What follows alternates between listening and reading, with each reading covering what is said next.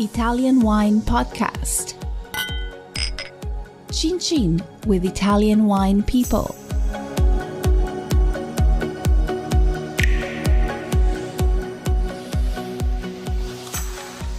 Hello, this is the Italian Wine Podcast. My name is Monty Waldin. My guest today is Gabriele Gorelli. Gabriele was born in Montalcino in 1984, and his grandfather used to be the smallest Brunello di Montalcino producer. Is that correct? Yeah, correct, Monty. Nice to meet you. Sorry. Hi. So what was it like when you were very small growing up with your grandfather in southwestern Montalcino? Is that correct? Yes, right out of the walls of Montalcino and a pretty high altitude site. We had this very small vineyard. You could really count the vines. Less than half a hectare, wasn't it? Sorry?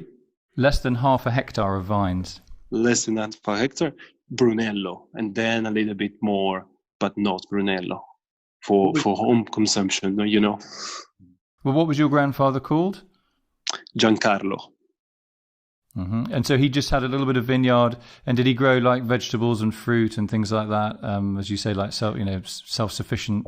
Exactly, and chickens and rabbits and all this kind of stuff. The old fattoria, but without living in the fattoria, because he was living within the walls of Montalcino, but 5 minutes drive from the vineyard, so he could go there literally every day to check and to work.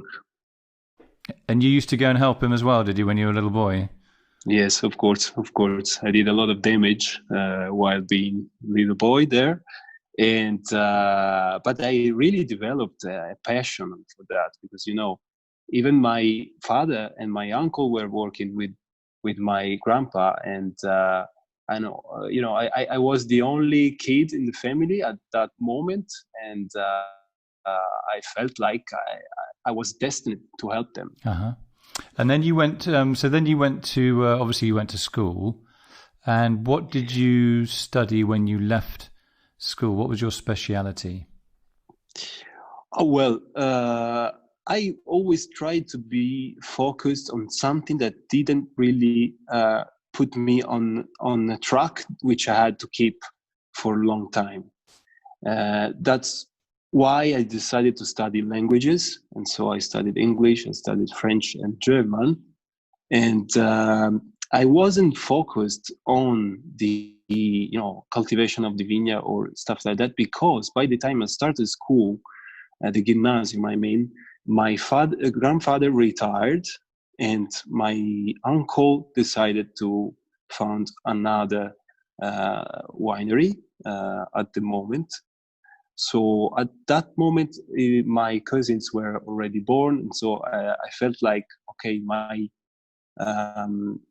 the family wasn't the same as it used to be, and so I felt like I was going to learn how to live in the world, and then I could think to get back into wine at a certain point. So you got quite a nice So as a small kid growing up into an adult, you got a nice blend of practical knowledge from your grandfather and a sort of academic side to you, knowing really what you wanted to do as a possible career. You ruled out growing wine yourself. So then what was your next step? So then I joined the university in Siena, and I did communication science. But at the same time, actually, the same year, I started working in design, in photography. But everything was focused in Montalcino, so everything was focused to wine. And so this was a side effect of the power of wine, especially here in the area. So I started working as a designer, so to do labels and web design and stuff like that. And at the same time, I started specializing myself in the product which I needed to know the most, which was wine itself. Was that so? Was that with? Did you have a company called BROOKSHAW&GORELLI? Exactly. The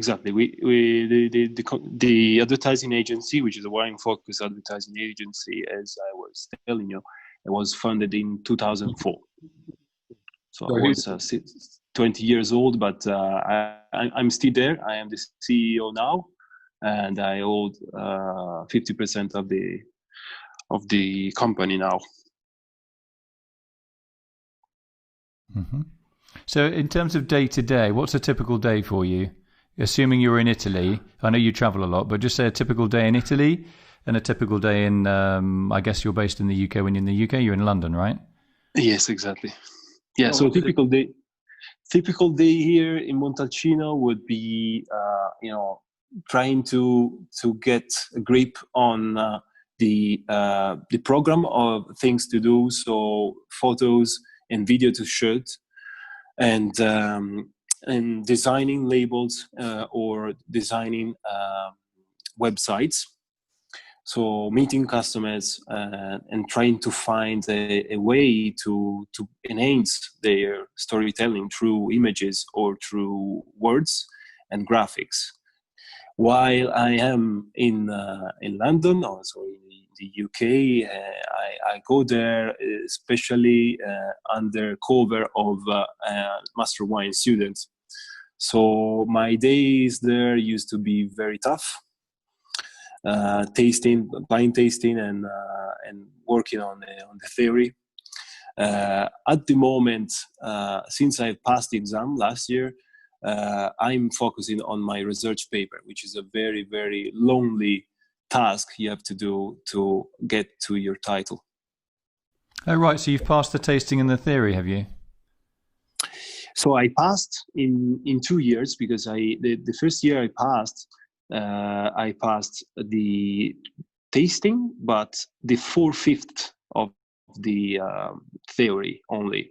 So I needed to recite one paper, which was actually viticulture, which I'm a little bit ashamed of, but wasn't about knowledge, the thing that didn't let me through. It was more about the fact I was so into it that I decided to answer the question I wished I had in my paper, beside answering the actual question, and that's what get me a C. And so that's why I had to recite my paper the year after, which was 2019, and I passed that year. Okay, so you've just got to do your dissertation.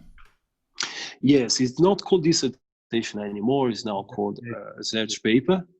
It's slightly different aim, and but still, it's what in Cambridge or in Oxford they call the 150-hour project. So it's 10,000 words maximum project, which can be experimental, or can be survey based, or it's a research project more than a dissertation. So it needs to be to have a lot of hard facts to work on and to show the analysis.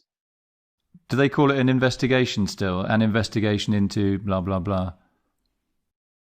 Pretty much, yeah. That's about right.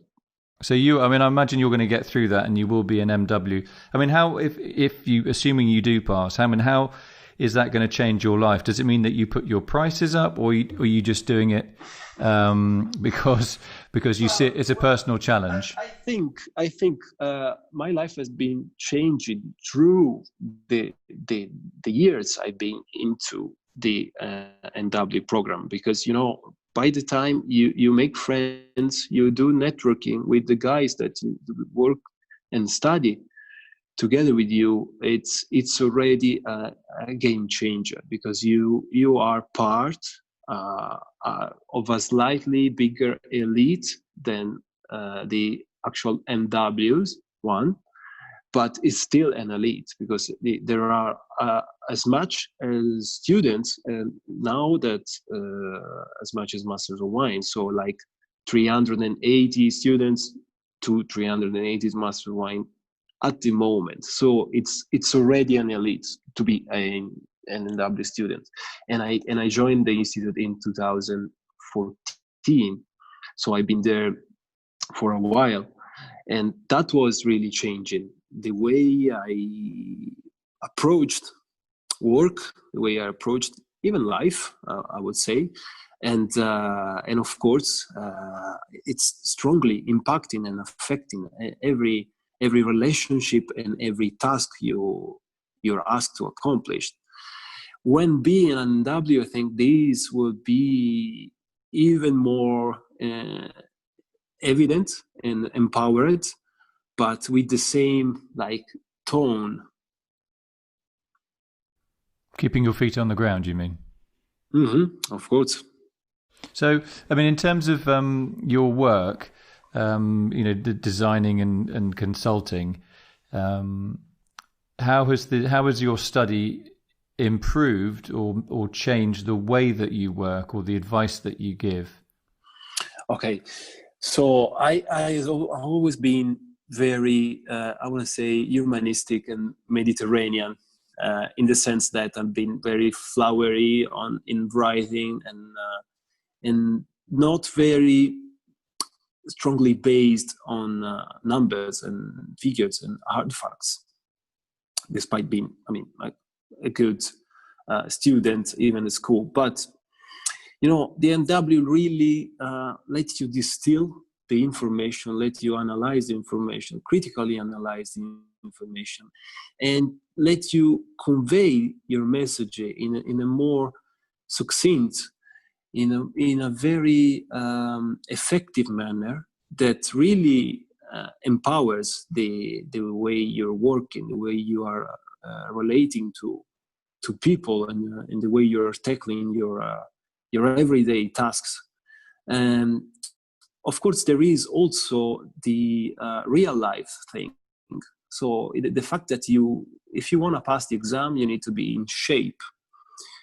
So this is a side effect of the NW. I mean, you cannot really sit hunched over at your desk and try to pass going through the books. You need to have hands-on knowledge, and you need to be in shape, even physically in shape.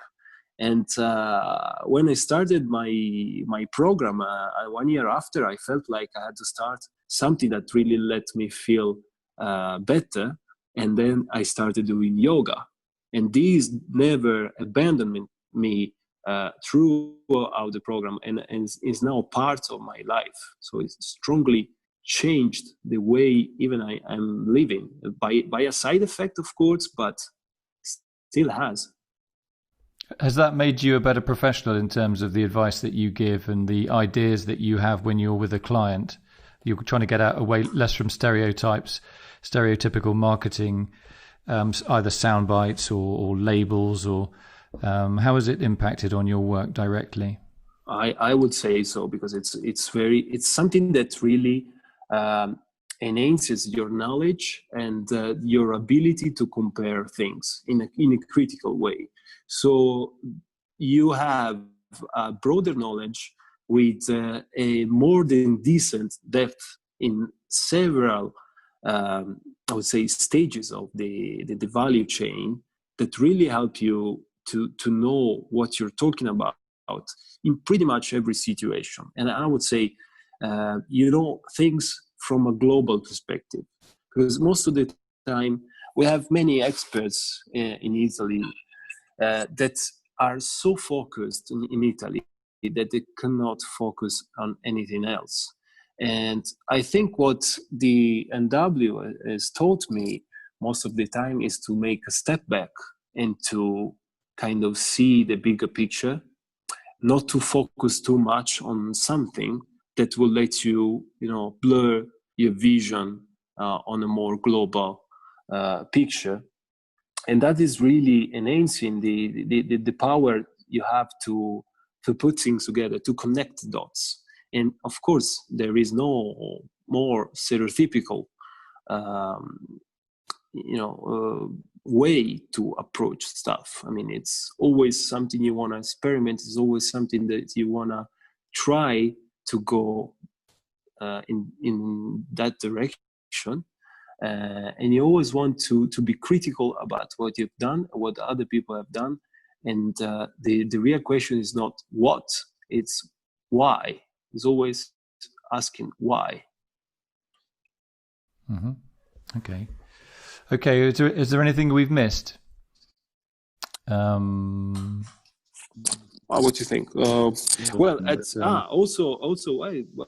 what's something I can say? It's that not only the NW program empowered my, company, which is the advertising agency.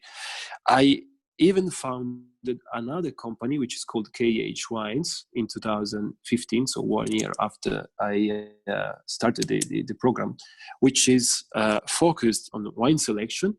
I mean, it's provide services for the importers that want to import some Italian or European in general wine, or distributors within Italy, but also offers consultancy to wineries that want to go into international markets. So it is something that really puts into places things that I've been experiencing and studying while I was in the NW program.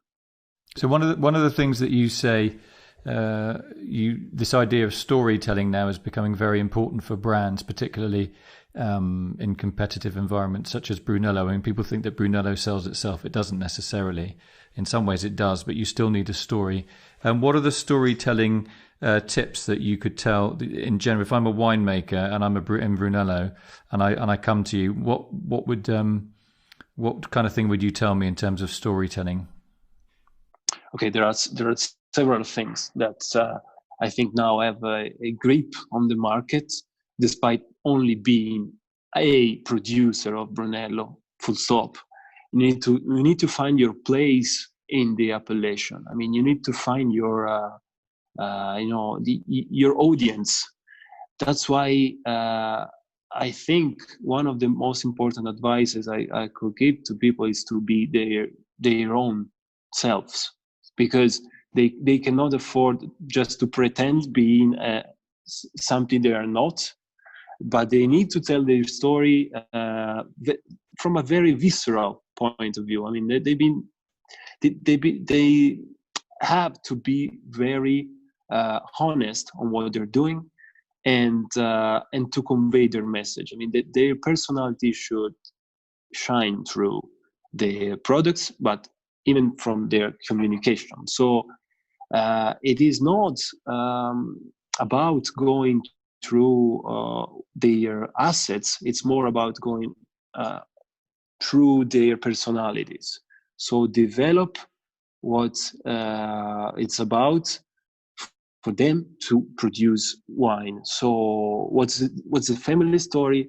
What's their approach? I mean, they do produce house style versus terroir driven, so single vineyard style, this kind of stuff. And of course, if they are under organic or biodynamic regime, this should be one of the most prioritizable values to convey, but always with the infused in their own personality, because we are full of people that do wine as a me too behavior, but which is something that really the consumer cannot get, and that's why I always advise people to go and find a deeper foundation of their wineries within themselves.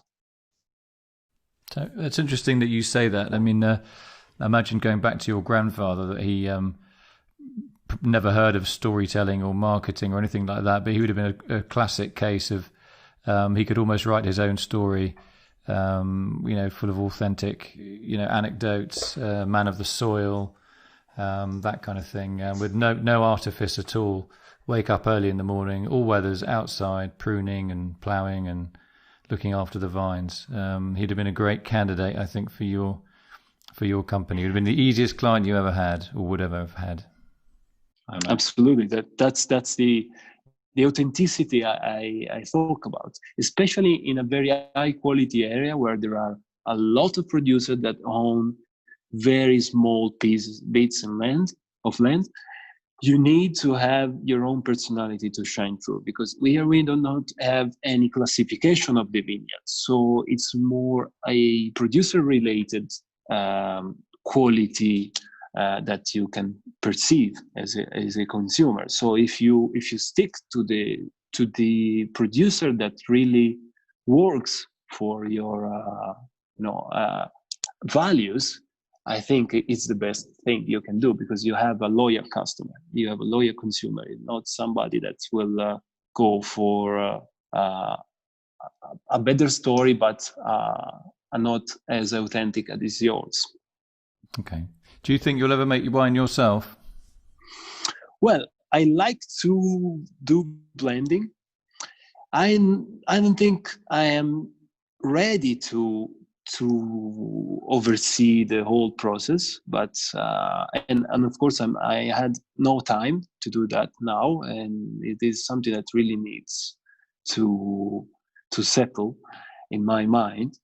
But yes, I do like to do blending, because I like to design wines in the sense that I wanna send specific messages when producing one wine, but I haven't got in control the whole value chain.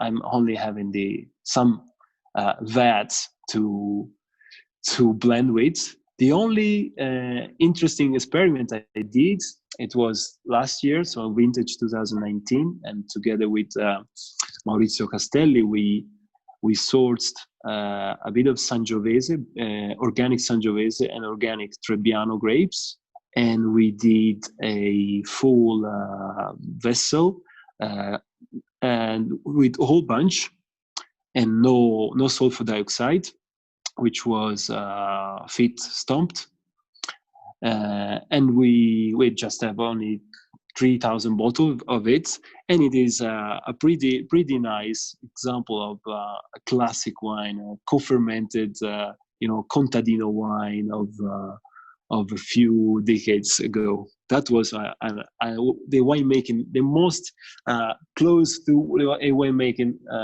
experience I had this year. Yeah, contadino means it's sort of like a subsistence farmer. I mean, in the old days, you would call a contadino or a contadina not a peasant, but a subsistence farmer. And Maurizio Castelli is one of the most respected consultants in Italy for wine, both in terms of viticulture and in terms of winemaking. And he lives near Montalcino. And he's someone I've got huge respect for. So I didn't know you were working with him. It seems like a good combination with your youthful enthusiasm and his laid-back experience. That sounds like a pretty interesting project. Well, we are very close friends. We like to do things together. And this idea of a co-fermented wine was something that we had since 1 year. And you know that this year the harvest, in 2019 the harvest was pretty delayed, and so we had time to sort the grapes at the right moment, and we wanted to do this try. And this product is going to be called senza rete, so without nets. There is no added anything. There is no safety net, and so the senza rete, which is also without connection, it's something that would be, I think, a trailblazer for several other varieties vinified with skins, with a whole bunch in the case of reds, and with no addition whatsoever. Interesting. So what market is that destined for then? Actually, it was stimulated by a friend of mine, which is also an NW student, and you see how networking works in the wine industry. And because she was looking for a co-fermented wine, which is pretty rare now, I would say. And I think New York market will be the first market to go to.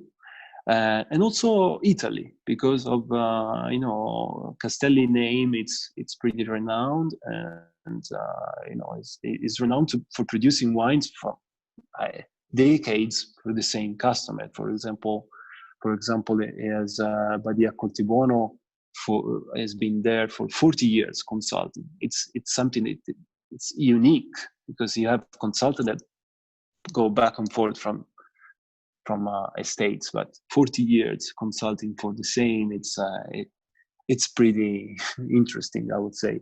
So I mean, Castelli is a name that can be used to convey the message that this is a wine of absolute quality, but is made with a very rudimental and it's a very simple way, and a traditional one. So there is a story beside that. And the Sensarete story, I think, is something that it's nice to tell, because now we all connected in these days more than always, because we need to. But going Sensarete, going without safety net, and going without net, most of the time can be very healthy. Yeah, for sure. But as long as I mean, the thing what you're saying is it's like a natural wine, but with a little bit of science behind it. And yes. That's why I think it's a good idea doing what you're doing with Maurizio Castelli. As you say, I mean, 40 years at Badia Coltibuono as the consultant. It's one of the largest organic estates in Chianti Classico.